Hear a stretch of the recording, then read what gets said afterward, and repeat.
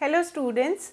Now let us take the nutrient cycling in detail. We are going to consider each nutrient one by one. So for first we are going to take nitrogen into account.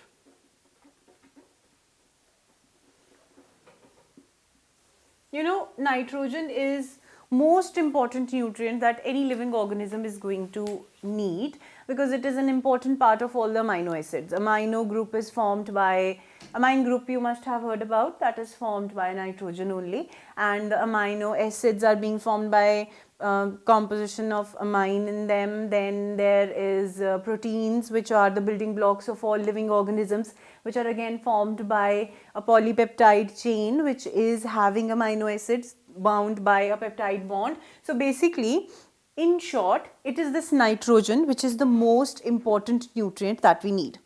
Unfortunately, this nitrogen cannot be fixed by any other organism except for the prokaryotes. Now what I mean to tell you is that our atmosphere has 70% of nitrogen. Roughly, if I have to present it, that 70% of the air is nitrogen only.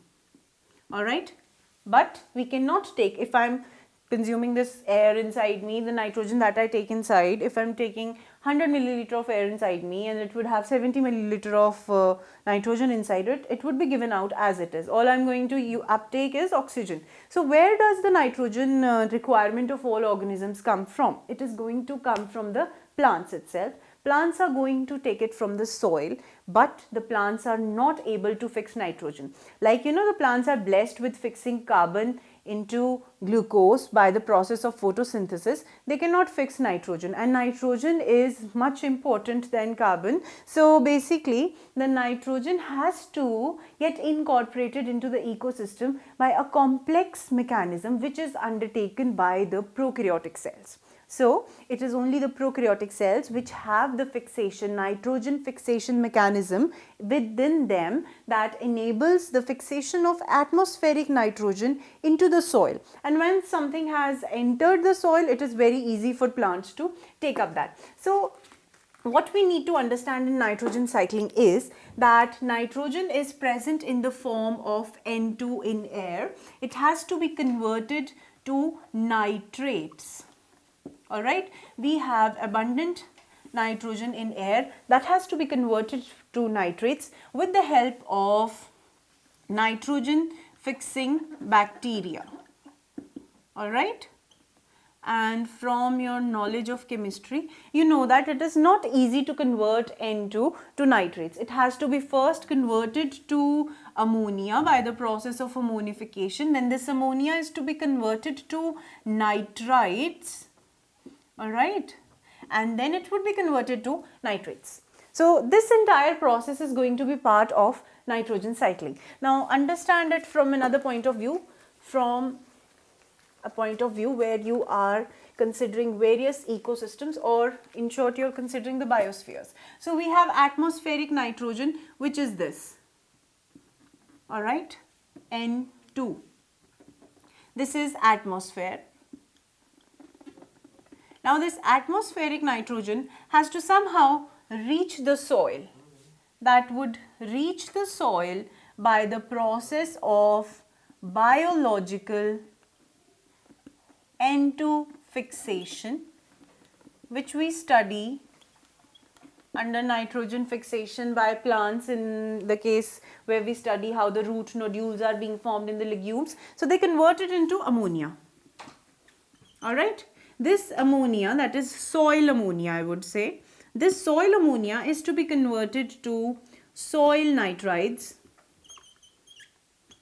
Alright, these soil nitrites are to be further converted to soil nitrates. These soil nitrates are taken up by the plants. Alright. These plants would be consumed by consumers. You understand it? They would be consumed by consumers. These consumers and these plants would become detritus once dead. This detritus would again be converted to soil ammonia by ammonification. Please see that first the atmospheric nitrogen, how it is available to the plants. The atmospheric nitrogen would be converted to soil ammonia by the process of biological nitrogen fixation, which is exclusive to the prokaryotic cells, or I must say bacteria like rhizobium. Alright. Once this soil ammonia has been done, has been prepared, and it is added to the soil, then there would be few microbes like nitrosomonas, which is again a bacteria. It converts ammonia to soil nitrites. Then there would be nitrobacter that would convert the nitrites to nitrates, which are available for the plant. Plant can directly take up these nitrates from the soil. So you see, plants are dependent on microbes for taking up the nitrogen, and how it is getting cycled in the ecosystem. Various sources, gaseous and sedimentary, or you can say soil. This is basically a gaseous type of biogeochemical cycle because the reservoir of the nutrient lies in the atmosphere. Now these plants are going to take up the nitrates, they are going to make their biomass. Once dead, they are going to add to the detritus. This detritus would again come back in the form of ammonia that would be cycled. At the same time, few soil nitrates, they get through the process of denitrification. Alright, denitrification, that means nitrates would be converted back to N2.